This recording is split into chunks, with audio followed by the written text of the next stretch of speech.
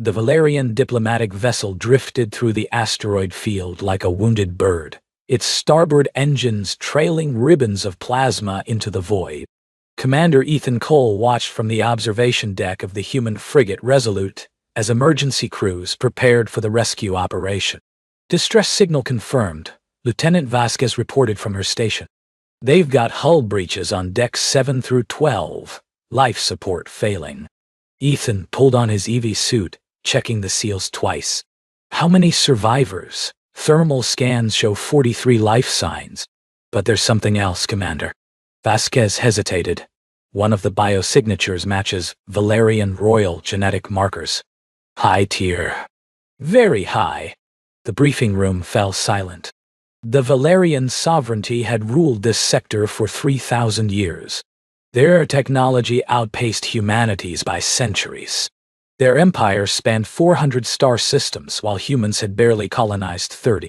And they had made their opinion of humanity abundantly clear at every diplomatic summit. Primitive, short-lived, emotionally unstable creatures, barely worthy of trade agreements.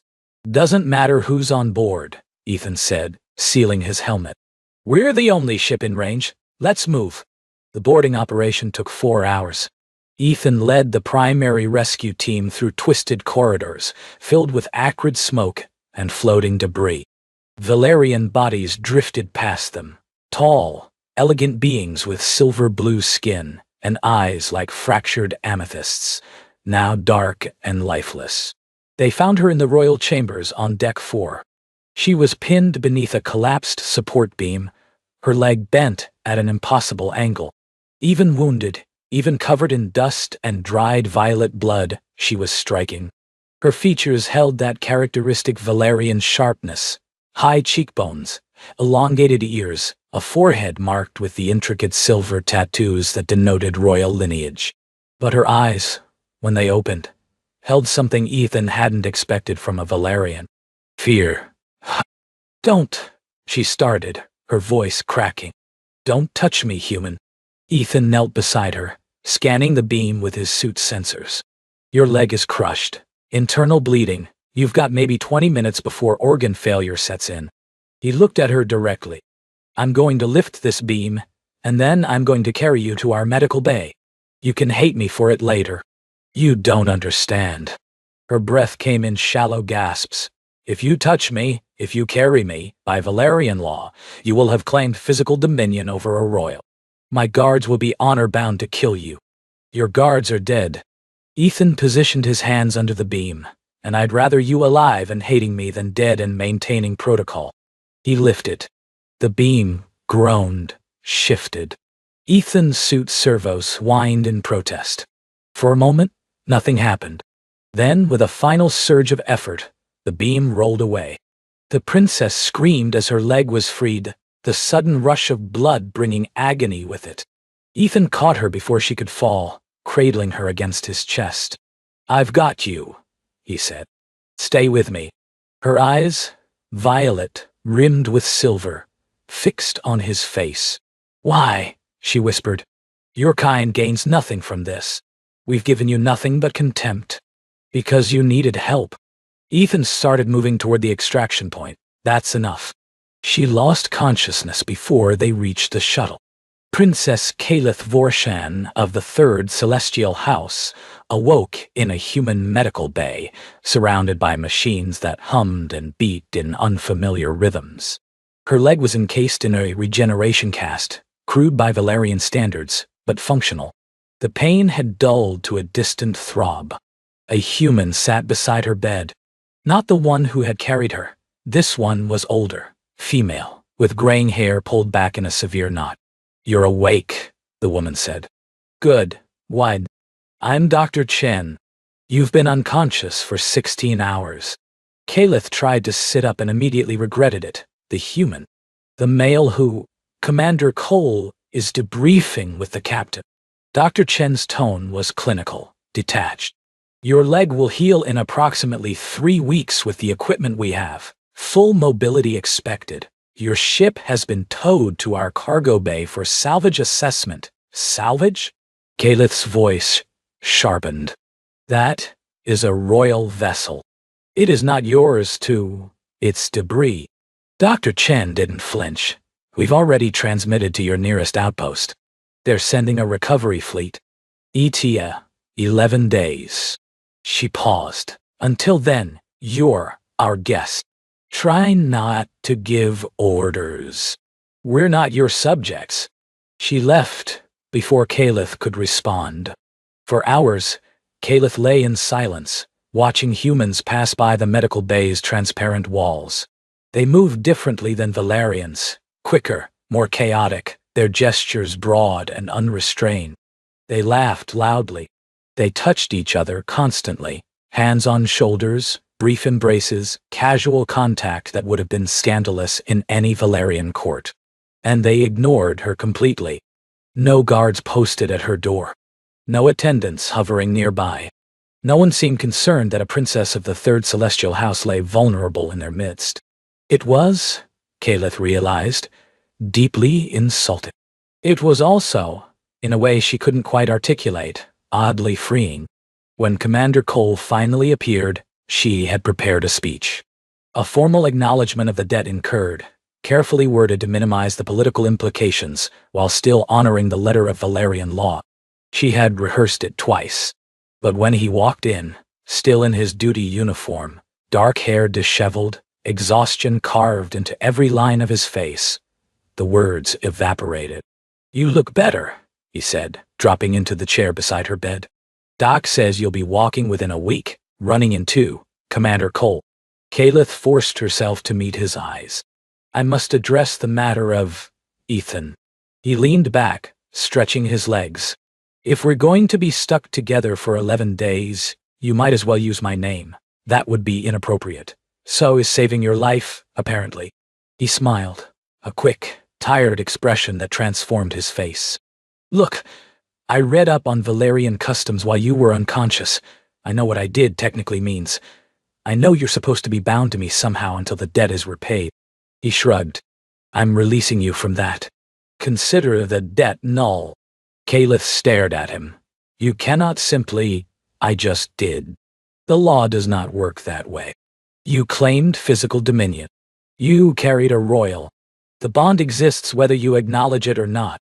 Then, it's a one-sided bond." Ethan stood. "I didn't save you to own you. I saved you because you were dying. That's all." He moved toward the door. "Get some rest. I'll have someone bring you food." "Wait, He paused. Caliph's throat tightened. In 300 years of life, she had never been so thoroughly dismissed. Never been treated as if her status, her bloodline, her entire identity were simply irrelevant. "Why did you read our customs?" she asked quietly. "If you intended to ignore them anyway." Ethan glanced back. "Because I wanted to understand what I was forgiving." He left her alone with that. By the third day, Caliph had developed a routine. She would wake, eat the bland but adequate human food, submit to Dr. Chen's examinations, and then spend hours watching the crew through her window. She told herself it was tactical observation, understanding the enemy, as her military tutors would have approved. But the truth was simpler and more troubling. She was fascinated. Humans worked in ways that defied Valerian logic. Their hierarchy seemed fluid, almost improvisational. Junior officers openly questioned superiors. Arguments broke out in corridors and were resolved with raised voices and eventual laughter. No one was executed for insubordination. No one was even demoted. And they achieved results. She watched a repair crew seal a hull breach in half the time her own engineers would have required, not through superior technology, but through sheer, relentless improvisation. When one tool failed, they invented another. When one approach proved impossible, they tried 3 more simultaneously. It was chaos. Beautiful, productive chaos. On the 4th day, Commander Cole, Ethan, returned. "You've been staring at my crew," he said, settling into what Caliph had begun to think of as his chair.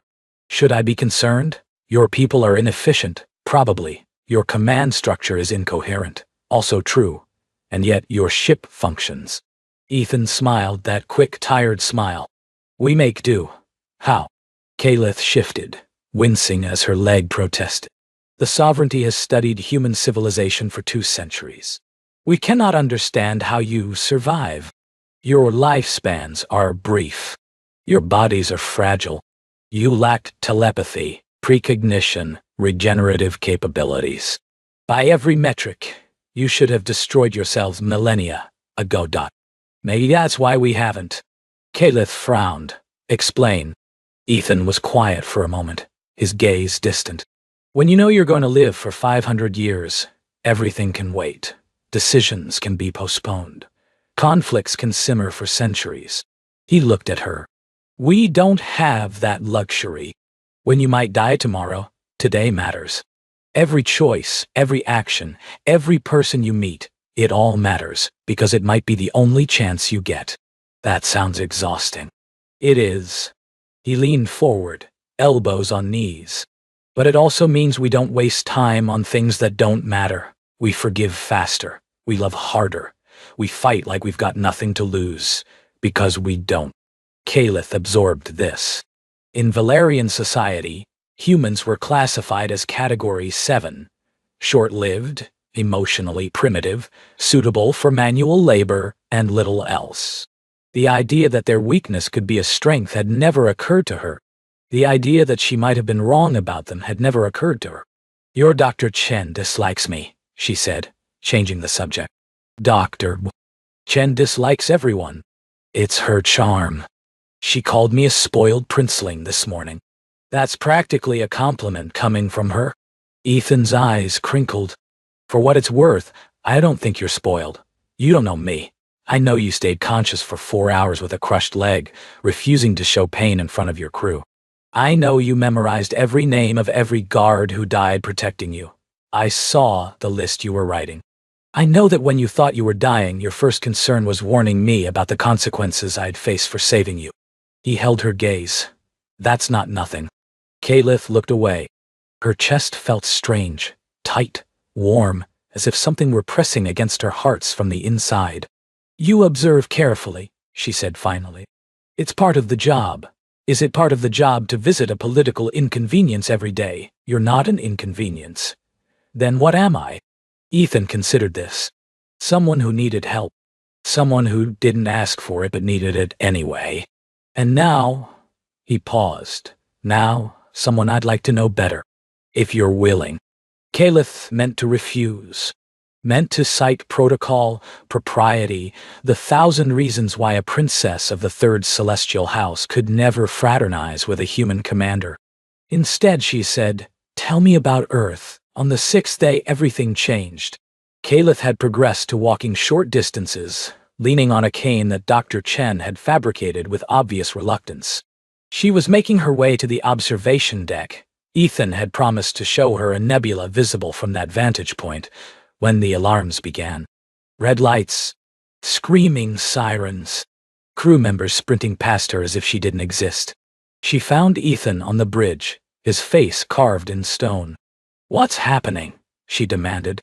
Harvesters. He didn't look at her. 3 ships. They must have tracked your distress signal. Kaelith's blood ran cold. The Harvesters were a nightmare shared by every spacefaring species. Nomadic raiders who stripped ships and stations for parts, selling survivors into slavery on the galaxy's black markets. They had no allegiance, no territory, no mercy, and the Resolute was a small frigate with minimal weapons, weeks away from any reinforcement. You cannot fight them, Kaelith said. Even our warships avoid direct engagement. Your only option is, we can't run. Ethan's jaw tightened. They're faster. If we flee, they'll catch us in open space. At least here, the asteroid field gives us cover. Then you'll die. All of you will die. Maybe. He finally turned to her, and his eyes held something that made her heart stutter, but not without a fight. And not without getting you to that escape pod. What? Vasquez. Ethan's voice snapped across the bridge. Take the princess to Pod 7. Launch as soon as we engage. She can drift until her people arrive. Ethan died. Kalith grabbed his arm, a gesture so intimate by Valerian standards that it should have made her recoil. You cannot sacrifice your crew for one Valerian royal. Your government will not thank you. My government will not thank you. No one will even know. I'll know. He covered her hand with his, just for a moment. Go. Please. No. The word hung between them. What? I said no. Kalith straightened, ignoring the pain in her leg. If you will not flee, then neither will I. My guards died protecting me. I will not dishonor them by fleeing again while others fight in my place. You can barely walk. Then I will sit. She moved toward the tactical station. I am trained in Valerian combat systems, but the principles translate. Show me your weapons array. Ethan stared at her. Around them, the bridge crew had fallen silent, watching this impossible scene. A Valerian princess volunteering to die alongside humans. You don't owe us anything, he said quietly. This is not about debt. Kalith met his eyes. This is about what matters. You taught me that. Something shifted in Ethan's expression, something that looked almost like hope. Lieutenant Chen, he said, his voice steady. Get the princess a headset and show her how to target the forward batteries. The battle lasted 3 hours. Kalith had never experienced combat like this. Not the elegant, calculated maneuvers of Valerian fleet actions, but something raw and desperate and utterly human. The Resolute dove through asteroid fields that should have crushed it. Its crew rewired systems on the fly, rerouting power from life support to weapons and back again. When the port batteries failed, engineers physically held circuits together with their bare hands, while others fired manual backups. And Ethan was everywhere. He commanded from the center of the bridge, but his command was nothing like what Kalith knew. He didn't issue orders from a position of distant authority. He collaborated, adjusted, adapted. When a junior officer's targeting solution proved better than his own, he adopted it without hesitation. When the engineering chief contradicted his strategy, he listened. And his crew would die for him.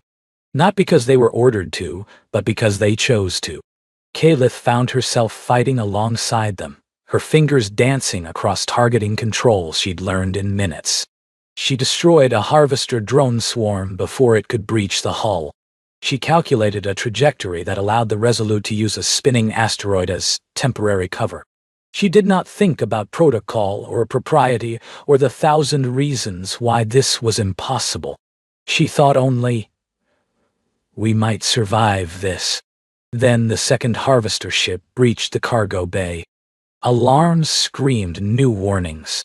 Boarders, dozens of them, pouring into the lower decks. The bridge crew drew sidearms, but Kalith could see the mathematics in Ethan's face. They didn't have enough personnel. They couldn't hold the ship and fight the remaining vessel simultaneously. We need to seal the lower decks, Vasquez reported. Contain them until we've got crew down there. Ethan cut her off. Engineering team, medical staff. If we don't seal them, the boarders reach the bridge in 12 minutes. Ethan's hands clenched on his command chair. Kalith could see the weight of it crushing him, the impossible choice between his people and his ship. There is another option, she said. Everyone turned. Harvester vessels carry override codes in their command matrices. If I could reach their boarding shuttle, I could transmit a cascading failure through their entire fleet network. She paused. It's a vulnerability my people discovered decades ago. We never shared it because we weren't worth sharing it with. Vasquez finished bitterly. Kalith didn't deny it. Yes, but I'm sharing it now. You'd have to board their shuttle, Ethan said. Fight through their forces. And you can barely walk. Then I'll need someone to carry me again. The bridge fell silent. Ethan stared at her. You die down there. Possibly. Why? We're just humans. Short-lived. Emotionally primitive. Category 7. Kalith felt something break open in her chest. Something that had been locked away for 300 years of courtly protocol and political maneuvering and careful distance from anything that might matter. Because you didn't leave me, she said simply. Because when I was dying in the dark, surrounded by my dead guards, convinced that no one was coming, you came. Not for reward. Not for politics. Just because I needed help." Her voice cracked. "I have lived for 3 centuries. I have never been treated like I mattered simply for existing. Only by you. Only by your crew. And I will not let that die." Ethan held her gaze for a long moment. Then he grabbed 2 weapons from the rack. "Vasquez, you have the bridge. Chen, keep those batteries firing." He moved toward Caliph. "Let's go save my ship." The journey to the cargo bay was a nightmare. Caliph's legs screamed with every step, but Ethan was beside her, his arm around her waist, half carrying her through corridors filled with smoke and sparks.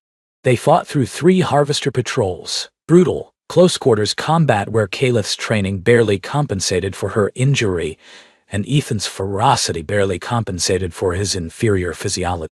But they made it. The Harvester shuttle sat in the devastated cargo bay, its system still active, its crew dispersed into the ship. Caliph limped to the command console, her fingers flying across alien interfaces. "I need 5 minutes," she said. "You've got 3.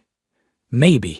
She heard him take up position at the entrance, heard the sounds of combat beginning again.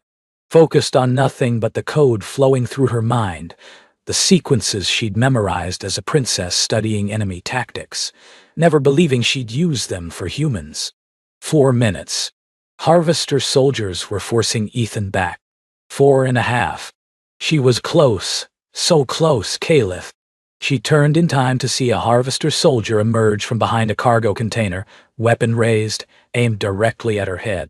Ethan moved faster than should have been possible. He threw himself between them, taking the blast meant for her. The energy bolt caught him in the chest, spinning him backward, dropping him in a crumpled heap at her feet. Caliph screamed. She didn't remember crossing the distance. Didn't remember picking up Ethan's fallen weapon. Didn't remember firing until the Harvester soldier collapsed. What she remembered was falling to her knees beside him. What she remembered was his blood on her hands, red, so different from violet. What she remembered was his eyes, still open, still conscious, still looking at her with that impossible human warmth. "Finish it," he whispered. "Finish the code. I won't leave you. Finish it." His hand found hers, squeezed with fading strength. "Please, let me know it mattered." Caliph pressed her forehead to his, just for a moment. Felt his breath against her skin. Felt something shatter inside her that would never heal. Then she stood, turned to the console, and finished the code. The cascade began instantly. Every Harvester ship in the system went dark. Weapons, shields, engines, all failing simultaneously. On the bridge, Vasquez shouted in triumph as the enemy vessels drifted helpless. Caliph didn't hear any of it. She was already on the floor again, cradling Ethan's head in her lap, watching his eyes flutter, watching his life drain away. "Stay with me," she begged. "Ethan, please, stay with me." "Couldn't let them." He coughed, blood on his lips. "Couldn't let them hurt you. Why? Why would you die for me?" His hand rose, trembling, to touch her face. His fingers were cold. "Because some things," a ghost of that tired smile, "some things matter more than survival." His eyes closed. Caliph screamed again, a sound that echoed through the ship, through the void, through the hollow spaces where her certainties used to live. 11 days later, the Valerian Recovery Fleet arrived. Admiral Venris Vorshan, commander of the 7th Celestial Fleet and Caliph's uncle by blood, stood on the Resolute's bridge and surveyed the scene with barely concealed disgust. Human crew members went about their duties around him, pointedly ignoring his presence. "You should have died with honor," he said to Caliph. "Instead, you fought alongside primitives. You shared military secrets with Category 7 species. His lip curled. "You formed attachments." Caliph stood straight, no longer needing the cane. Her leg had healed. The hole in her chest had not. "I saved your ship and your crew," Venris continued. "Against my better judgment, now you will return to the sovereignty, where you will answer to the Celestial Council for your actions. No. Venrus blinked. Excuse me, I said no. Calith's voice was steady. I will not return. You have no choice. You are a princess of the third celestial house. Your duty, my duty, is to those who have earned it. Calith stepped forward. You speak of honor, uncle. What do you know of it? You have lived 600 years and never risked anything. Never sacrificed anything. Never cared for anything beyond your own advancement. You dare. I watched a human die for me. Calith's voice cracked, but she didn't stop. A man who had known me for 6 days. He threw himself in front of a weapon meant for my heart, and he did it without hesitation, without expectation of reward, without anything except the belief that some things matter more than survival.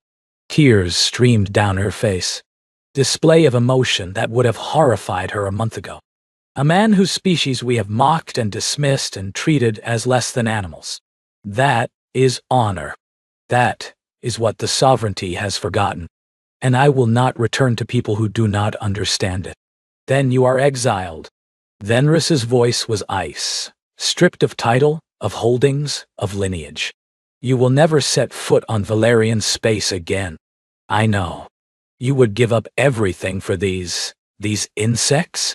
Calith thought of Ethan, of his tired smile, his quick forgiveness, his stubborn belief that anyone who needed help deserved it. I would give up everything, she said, to be worthy of what he gave for me. Venrus stared at her for a long moment. Then, without another word, he turned and left. She found Ethan in the medical bay. Dr. Chen had performed 3 surgeries. The prognosis was uncertain. Humans were fragile, and the damage had been severe. But he was breathing. His heart was beating. And when Calith sat beside him, his eyes fluttered open. Hey, he whispered. Hey. She took his hand, threading her fingers through his. You're an idiot. Probably. You almost died. Also true. I'm staying. The words came out fierce, final. I've been exiled from the sovereignty. I have nowhere else to go. And even if I did, she squeezed his hand. I wouldn't leave. Ethan was quiet for a moment. Then, you know what that means? By your own laws, the bond is acknowledged? Calith leaned closer. You saved my life. I saved yours. By Valerian tradition, we are bound until death.